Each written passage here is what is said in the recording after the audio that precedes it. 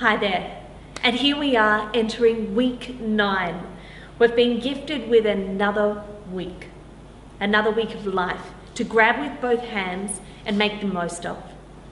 Here is another week of learning so that we can find things that we do on the inside and be able to understand the pattern that we do on the outside. You are amazing right now, and there's so much more available to you.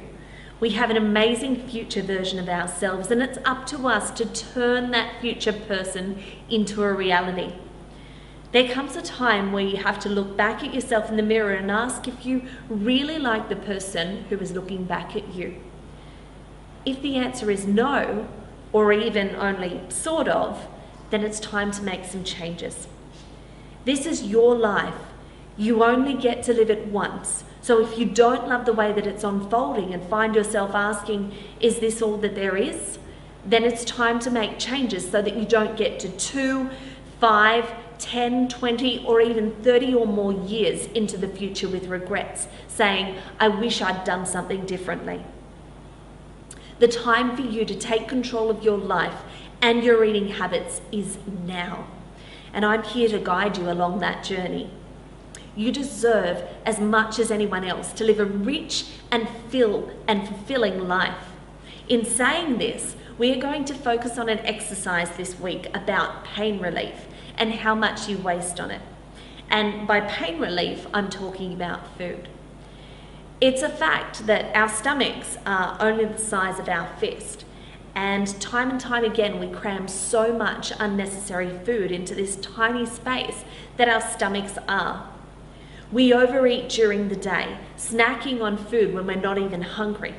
We've become so accustomed to treating our pain with food at the very first sight of it, whether it be sadness, loneliness, stress, boredom, hurt, and so on.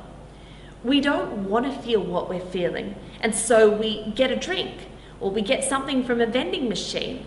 We stop into somewhere for a quick bite, and it doesn't only lead to us feeling guilty and uncomfortable because we overindulge, it also cleans out our wallets. And that's money that we could have spent on things that will really fulfill us and add more long-term satisfaction into our lives. So that you can see the figures in front of you this week, we are going to write down as how much money you spend on pain relief. A coffee here, a snack there, 2-for-1 items that make you think that you're actually saving. But when you think about it, are you really saving? Or is that 2-for-1 costing you something else, and something that's not even money? When I did this exercise, I was astounded by the amount of money that I spent on food. Sometimes I would binge for hours in a day, on a daily basis. And those binges would certainly add up. Even when I wasn't binging and I just wanted the odd snack during the day, it added up. I realized that for the larger part, I was working to fuel my food addiction. It's not just about the money though.